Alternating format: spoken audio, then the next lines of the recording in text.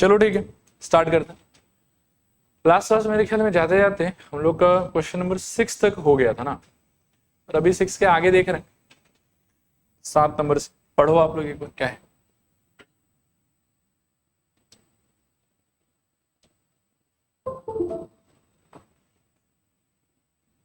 लिखो, स्टार्ट करो सॉल्यूशन को। सबसे पहले लिखो गिवन। गिवन में लिखो ABCD is a rhombus. ABCD is a rhombus. Full stop. AC is its diagonal. AC is its diagonal. AC is its diagonal. Full stop. फिर लिखो to prove. To prove AC bisects. AC bisects angle A and angle C. AC bisects angle A and angle C. फिर लिखो proof. Proof का मेरे ख्याल में 2 method हो सकता है, एक कॉन्ग्रुएंसी का मेथड है और दूसरा मान लो कि ऑल्टरनेट एंगल। ये सब का भी दिमाग लगा के ना आप इसको इक्वल कर सकते हो। मैं आपको दोनों मेथड दिखा देता हूँ, लिखवाऊंगा एक ही कॉन्ग्रुएंसी वाला। एग्जाम में आपको जो जैसा याद रहे उसके अकॉर्डिंगली आप काम कर देना, ठीक है। लिखो प्रूफ। पहले इसमें लिखो मेथड 1। मेथड 1। मेथड 1 में आप देखो कि हम ये ऊपर वाला ब्लू ट्राइंगल और नीचे वाला ये व्हाइट ट्राइंगल ये ले सकते हैं। लिखो इन triangle ADC and triangle ABC। आप एलिमेंट्स को ऐसे मिलाओ कि यहाँ का जो AD है इसको जानबूझ के बोलो इक्वल टू AB। फिर इसका जो DC है उसको आप जानबूझ के इक्वल टू बोलो BC। और AC दोनों में क्या है कि कॉमन ही हो जाएगा। इसके लिए आप बोलो साइड्स ऑफ रोम्बस। इसको भी बोलो आप साइड्स ऑफ रोम्बस, ठीक है। इसको आप बोलो कॉमन, ठीक है। फिर नीचे लिखो देयरफॉर बाय SSS ट्राइंगल यहां देखो AD का ऑपोजिट कौन है बताओ, C। और यहां पर AB का ऑपोजिट कौन है दूसरे वाले ट्राइंगल में, उधर भी मेरे ख्याल में C ही रहेगा। DC का ऑपोजिट मेरे ख्याल में यहाँ A आ जाएगा और इसका दोस्त BC, तो BC का ऑपोजिट यहाँ भी A आ जाएगा और AC का ऑपोजिट यहाँ D आ जाएगा तो वहाँ AC का ऑपोजिट मेरे ख्याल में B आ जाएगा। तो ये ऑर्डर रहेगा आपके congruency by SSS triangle CAD congruent triangle CAB, triangle CAD congruent triangle CAB। नीचे लिखो therefore bye CPCT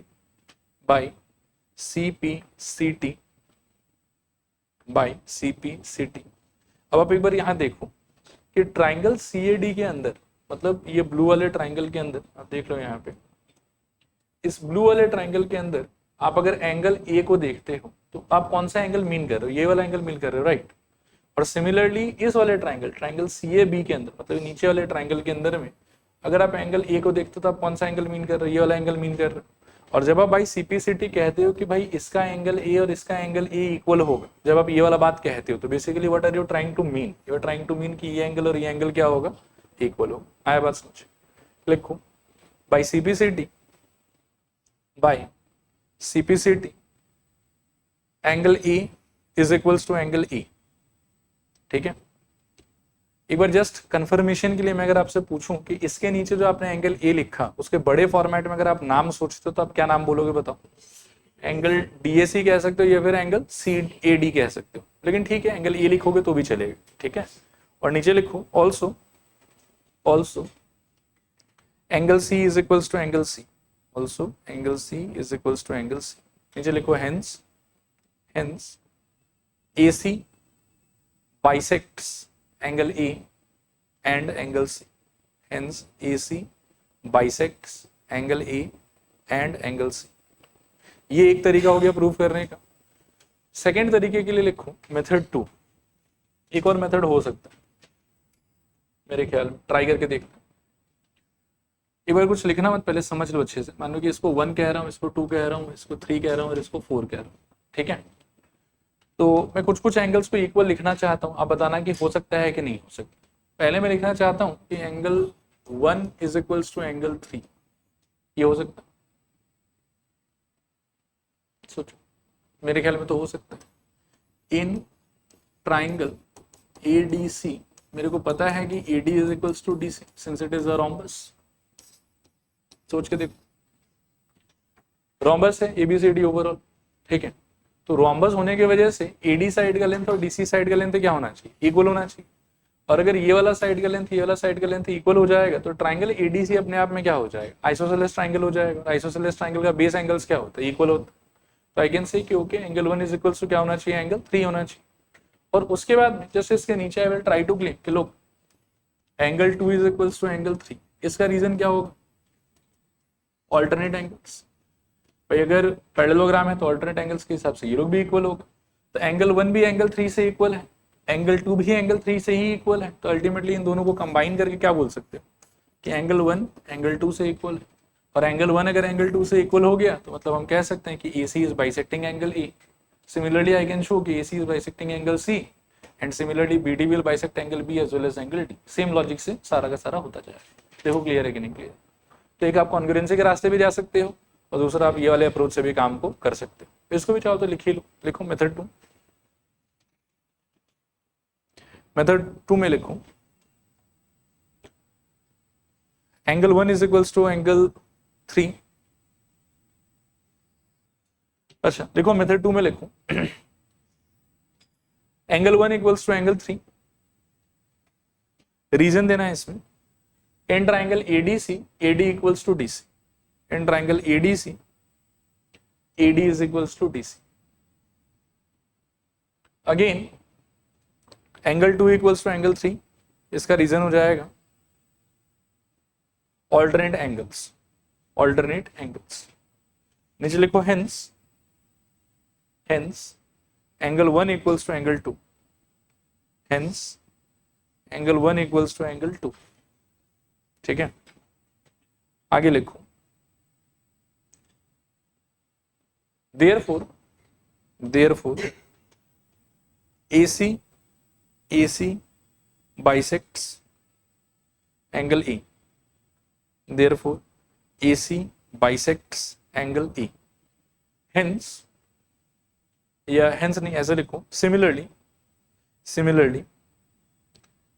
we can show that AC bisects angle C। similarly we can show that AC bisects angle C and BD bisects angle B as well as angle D। similarly we can show that BD bisects angle B as well as angle D। ठीक है, सारे part के proof के अंदर में ना जो proving का तरीका होगा वो एकदम सेम टू सेम होगा। जैसे मैंने A के लिए यहाँ शो किया, C के लिए भी वैसे ही होगा और BD अगर आप ज्वाइन कर देते तो B और D के लिए भी वैसे ही होगा। तो सेम चीज है इसलिए बार बार रिपीट नहीं करेंगे, सिमिलरली बोल के हम लोग छोड़ देंगे। ठीक है मेरे ख्याल में। चलो अगले क्वेश्चन पे चल रहे हैं, क्वेश्चन नंबर 8 पढ़ो एक बार। देखो 8 नंबर के क्वेश्चन में ABCD को शुरू में ही क्या बोल के एड्रेस किया हो? रेक्टेंगल। और क्या प्रूव करना है? अच्छा रेक्टेंगल के साथ और कुछ एडिशनल बताया मेरे ख्याल में। क्या बताया देखो कि ABCD is a rectangle in which diagonal AC bisects angle A as well as angle C। ठीक है, और फिर हमको पहले शो करना है कि ABCD इज अ स्क्वायर और 2 नंबर पे हमको शो करना है कि diagonal BD bisects angle B as well as angle D। ये मेरे को शो करना है। ठीक है, पहले हम स्क्वायर वाले पार्ट पे फोकस करें। तो सपोज करो कि ABCD का अगर आप देखोगे तो क्वेश्चन के अंदर में क्या बोल के एड्रेस किया है उसको? रेक्टेंगल। शुरू में आप रेक्टेंगल पे खड़े हैं और आपको पहुंचना है स्क्वायर तक। तो मेरे ख्याल में बस एक ही लेवल और ऐड करना है आपको। अगर आप रेक्टेंगल पे हैं तो पैरेललोग्राम वाला चीज ऑलरेडी आ रखा है, और अगर आप रेक्टेंगल पे हैं तो रेक्टेंगल वाला चीज भी ऑलरेडी आ रखा है। सिर्फ किसका चीज नहीं आया है अभी तक? रोम्बस का। और रोम्बस का क्या प्रॉपर्टी था कि ऑल साइड्स आर इक्वल। तो यदि मैं कैसे भी करके इस एडिशनल इंफॉर्मेशन के हेल्प से ये शो कर दूं ना कि ऑल साइड्स इक्वल हो रहा है तो फिर स्क्वायर तो हो गया। और फिर अगले पार्ट को अलग से मैं ट्राई करूंगा नए पेज पे प्रूव करने का। ठीक है, अब आप सोचो कि ऑल साइड्स आर इक्वल कैसे प्रूव किया जा सकता है यहाँ पे?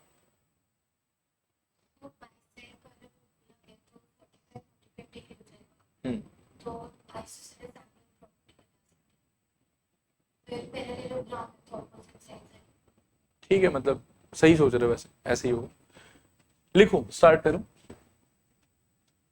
लिखो given ABCD is a rectangle, ABCD is a rectangle in which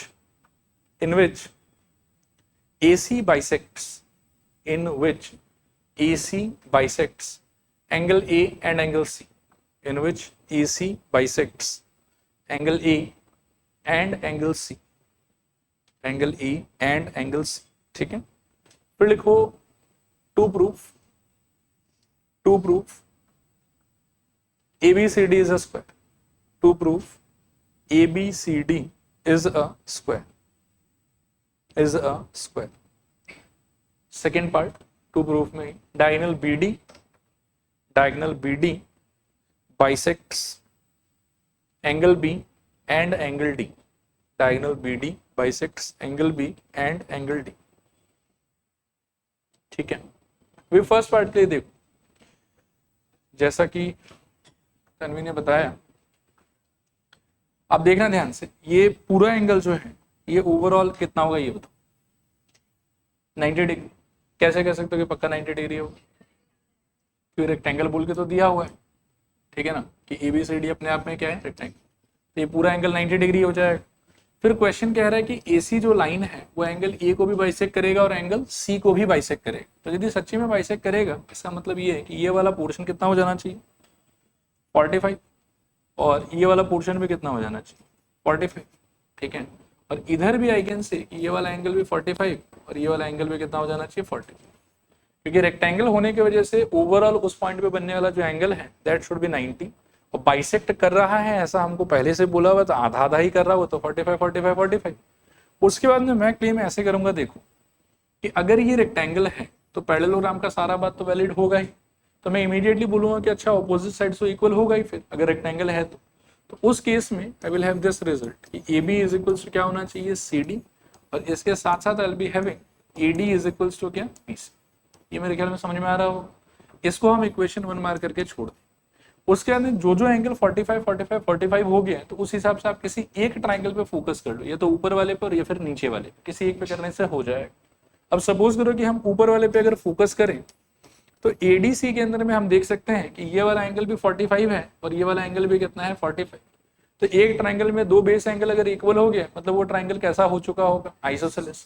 और आइसोसेलेस ट्राइंगल के अंदर में जो एंगल्स इक्वल है उनके ऑपोजिट खड़ा जो साइड्स है वो लोग भी क्या होगा, आपस में इक्वल। तो मैं कह सकता हूं कि कौन कौन इक्वल होगा बताओ, AD इज इक्वल टू मेरे ख्याल में DC। क्या कहते हो सोचो, इस वाले 45 के ऑपोजिट AD आ गया और इस वाले 45 के ऑपोजिट कौन हो गया, DC हो गया। लेकिन जो 1 में आपके पास में है उसमें आप देखो कि AD का दोस्त कौन है, BC। AD के बगल में यहाँ पे BC, और DC का दोस्त कौन है, विल से AB। तो यहाँ पर DC के बगल में आप किसको चिपका सकते हो, AB को। And from there you will be getting कि ऑल साइड्स आर इक्वल। और अगर ऑल साइड्स इक्वल हो गया, रेक्टेंगल वो पहले से ही था, तो अल्टीमेटली आप क्या क्लेम कर सकते हो, रोम्बस या स्क्वायर। मतलब रोम्बस का प्रॉपर्टी सेटिस्फाई हो गया और उसके चक्कर में ये क्या बन जाएगा आपके लिए, स्क्वायर, क्योंकि रेक्टेंगल तक तो ये पहले से ही था, रोम्बस भी आपने सेटिस्फाई करा दी। क्लियर मेरे ख्याल में फर्स्ट पार्ट के लिए। लिखो प्रूफ में लिखो, since ABCD is a rectangle,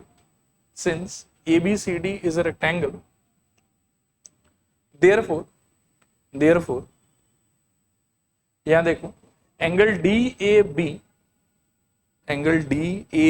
is equals to angle DCB is equals to 90 degree. दोनों 90 डिग्री होगा। और जानबूझ के मैंने देखो क्या नाम लिया है, DAB और DCB। आगे लिखो again AC bisects, again AC bisects angle A and angle C, नीचे लिखो therefore ऐसे लिखना कि angle DAC is equals to angle CAB is equals to angle BCA is equals to angle DCA is equals to 45 degree. सब लोग 45 हो जाएगा। चारों का बड़ा बड़ा फॉर्मेट में जो है वो हमने नाम लिख दिया, ठीक है, नीचे लिखो।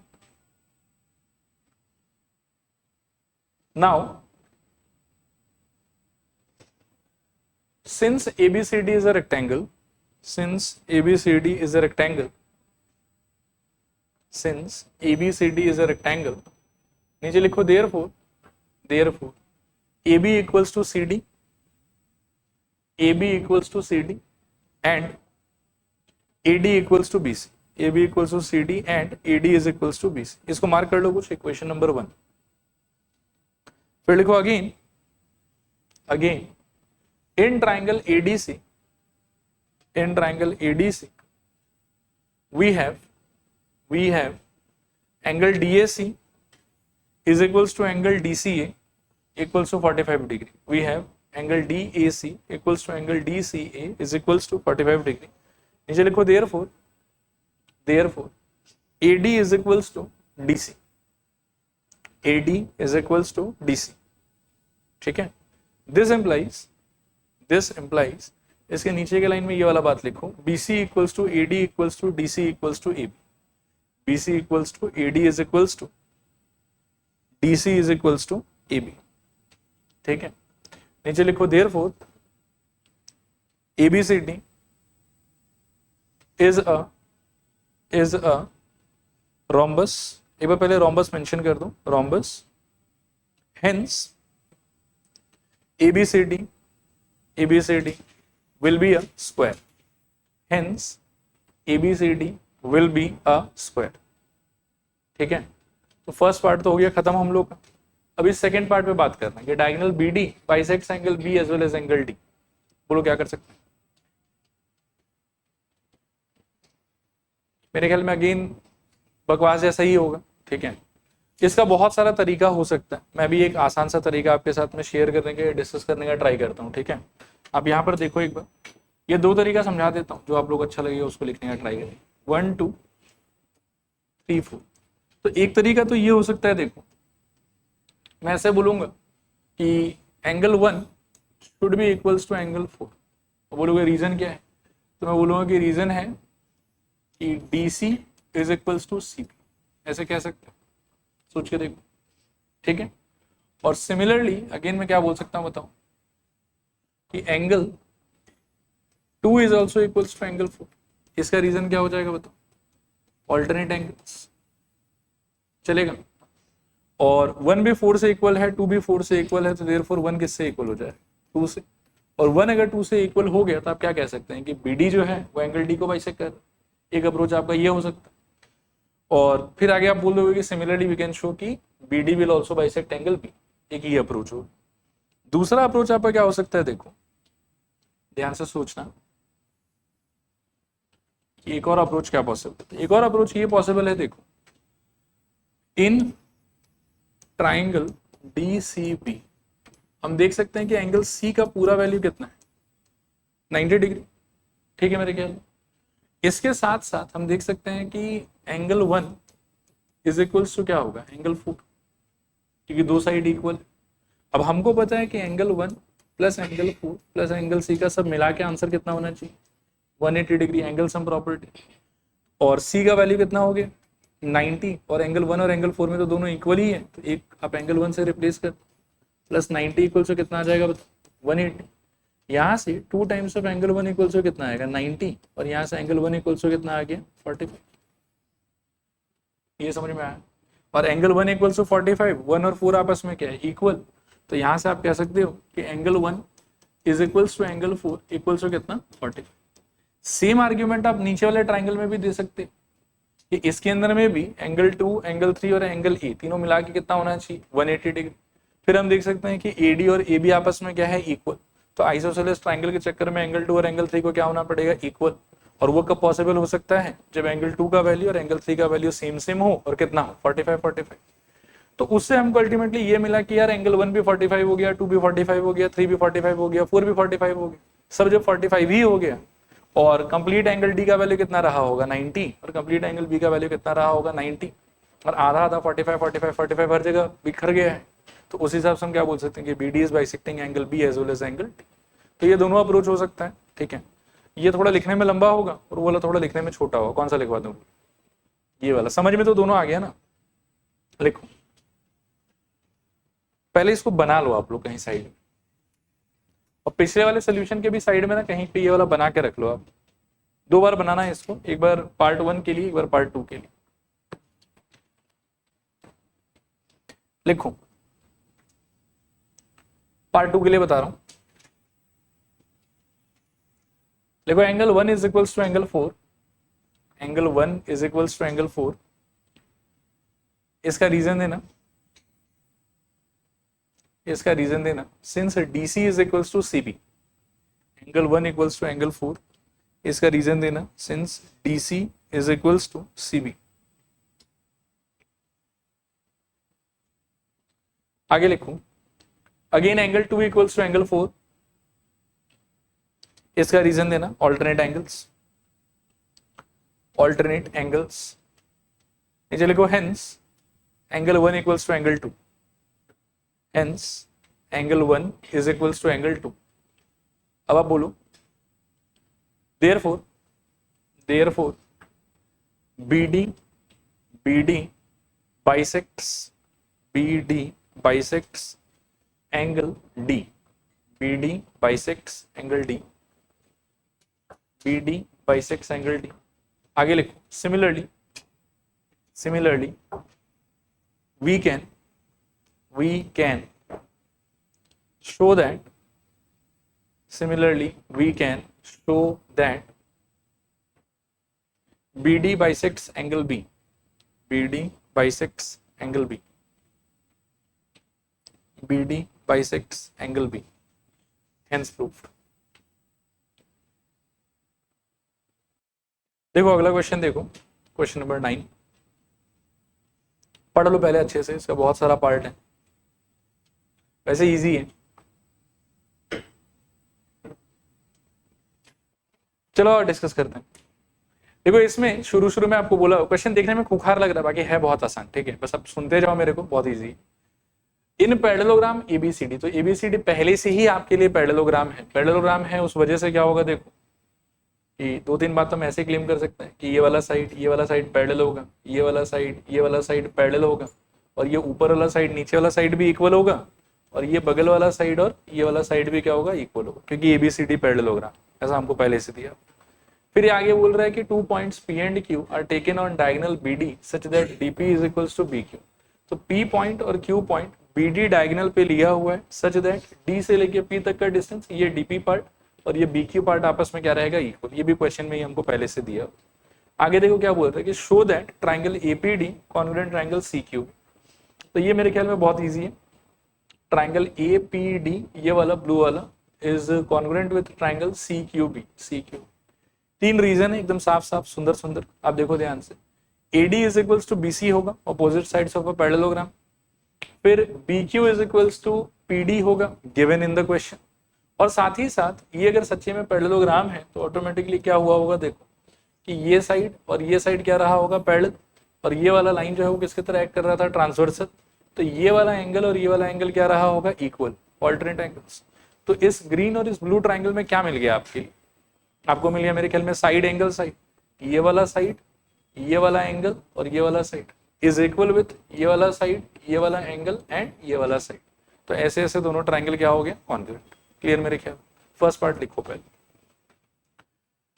लिखो गिवन में लिखो ABCD is a parallelogram, ABCD is a parallelogram, full stop। आगे लिखो P and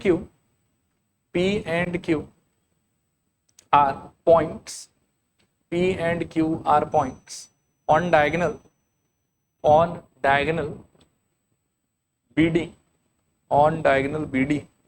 such that DP is equals to BQ, ठीक है। फिर लिखो टू प्रूफ को ऐसे ब्लैंक छोड़ दो, हाँ मतलब बहुत सारा लिखना है, कौन इतना मेहनत करेगा। फिर आगे लिखो प्रूफ, नहीं टू प्रूफ ऐसे मेंशन कर दो, मेन एग्जाम में तो आपको लिखना होगा, तो मेंशन करके बस ऐसे छोड़ो, टू प्रूफ ऐसे ब्लैंक छोड़ दो, उसके नीचे लिखो प्रूफ। प्रूफ में ना हम नंबर बाय नंबर करेंगे। पहले लिखो नंबर 1। नंबर 1 में आप यहाँ देखो कि आपका टारगेट क्या था, ट्राइंगल एपीडी कॉन्ग्रुएंट ट्राइंगल सीक्यूबी। और इस बार ट्राइंगल के नाम हम का भी माथा पीछे नहीं करना, बस एलिमेंट्स दिखाने से हो जाएगा, पहले से नाम पता ही है हम, है ना। देखो in triangle APD and triangle CQB we have, in triangle APD and triangle CQB we have, पहला लिखो क्या बोलोगे बताओ। एपीडी मतलब ऊपर वाला ना, तो AD is equals to BC, AD is equals to BC. Reason opposite sides of a parallelogram, opposite sides of a parallelogram, ठीक है। सेकेंड आप बोलना कि PD is equals to BQ, PD is equals to BQ, इसका reason given, PD is equals to BQ, इसका reason given. Third आप लिखो कि angle ADP is equals to angle QBC, angle ADP is equals to angle QBC, ADP is equals to angle QBC, इसका reason alternate angles, लिखो alternate angles, alternate angles, ठीक है। इसके आगे लिखो therefore by SAS, therefore by SAS triangle APD congruent triangle CQ, congruent triangle CQ, ठीक है। फिर सेकंड पार्ट के लिए आई डोंट थिंक ज्यादा मेहनत करना है हम लोग को, डायरेक्टली ही क्या बोल सकते हैं बताओ, बाई CPCT। सेकंड पार्ट के लिए लिखो by CPCT AP is equals to CQ, by CPCT AP is equals to CQ, ठीक है। थर्ड पार्ट को ध्यान से देखो, आप एक बार रियलाइज करोगे इस बार कौन सा ट्राइंगल का बात चल रहा है। इसमें वैसे किया हुआ तो नहीं है कलर, अभी मैं थोड़ा करने का ट्राई करता हूँ। तो पिंक कर लो, एक तरफ आप ऑरेंज करो, ये दिख रहा है लाइट लाइट, पिंक और ऑरेंज, इन लोग दोनों को कॉन्ग्रुएंट करना है। सोच के देखो कैसे हो सकता है, मेरे ख्याल में exactly same set of arguments हो सकता है, ठीक है। देखो आप ध्यान से, पहले ये क्यू भी है ना, मतलब पिंक वाला और ऑरेंज वाला को आपको फाइनली कॉन्ग्रुएंट करना है। First argument we can say कि AB इज इक्वल्स टू क्या होगा CD, reason side opposite sides of a parallelogram. फिर नेक्स्ट इसमें भी BQ है और इसमें भी PD है, तो वापस से वो लोग इक्वल होगा गिवन। और थर्ड एलिमेंट के लिए मैं ऐसा कर सकते हैं, देखो कि इसका इसका ये वाला angle, angle ABQ will be equal with angle CDP, ठीक है ना, because they are alternate angles. और वापस से इस तीन एलिमेंट की हेल्प से आई थिंक डन, ऐसे ऐसे दोनों ट्राइंगल क्या हो जाएगा कॉन्ग्रुएंट, और फिर से बाई CPCT चौथा पार्ट भी प्रूव हो जाएगा, ठीक है। तो लिखो थर्ड पार्ट के लिए, देखो in triangle AQB and triangle CPD we have लिखो AB is equals to CD, AB is equals to CD, reason opposite sides of a parallelogram, opposite sides of a parallelogram, ठीक है। फिर लिखो next BQ is equals to PD, BQ is equals to PD, इसका reason देना given, BQ is equals to PD, reason will be given. और next आप लिखो angle क्या, ABQ is equals to angle CDP, angle ABQ is equals to angle CDP, reason alternate angles, नीचे लिखो therefore by क्या SAS triangle AQB congruent triangle CPD, triangle AQB congruent triangle CPD, ठीक है। नीचे लिखो देयरफॉर, ये अब चौथे पार्ट के लिए बोल रहे हैं, हाँ, therefore by CPCT AQ is equals to CP, AQ is equals to CP, ठीक है। पांचवें पार्ट में आपको प्रूव करना है कि APCQ इज अ पैरेललोग्राम, ठीक है ना। किसको पैरेललोग्राम करना है, आप ध्यान से इस फोटो में देखो, ये जो पूरा ग्रीन वाला पार्ट है इसको क्या प्रूव करना है आपको, पैरेललोग्राम। सोचो कैसे हो सकता है, मतलब आप अगर प्रूफ को ध्यान से फॉलो कर रहे हो ना तो देखो क्या हुआ है। मतलब हमारे प्रूफ को आप देखो तो यू विल सी कि 2 नंबर वाला और 4 नंबर वाला बड़ा काम का चीज है, ये वाला और ये वाला। ये बोलता है कि AP is equals to C Q होगा, तो इसको आप कैसे रियलाइज कर सकते हो? देखो मेरे ख्याल में ये AP will be equal with C Q. And fourth वाला देखो तो कॉपी में क्या लिखा है आपने, A Q is equals to C P. मेरे ख्याल में ये वाला और ये वाला क्या हो जाएगा, इक्वल। किसी भी रैंडम क्वाड्रिलेटरल को पैरेललोग्राम में चेंज करने के लिए हमारे पास में कितना रास्ता होता था? 5। ठीक है, एक होता था कि बेसिक डेफिनेशन के रास्ते चले जाओ कि opposite sides are parallel to each other, और क्या होता था? opposite sides are equal, opposite angles are equal, diagonals bisect each other and one pair of opposite sides are equal and parallel। इन 5 में से कुछ भी अगर दिखा पाते हो ना तो यू कैन क्लेम कि the given quadrilateral must be a parallelogram. लिखो 5th पार्ट के लिए, इन APCQ, in APCQ we have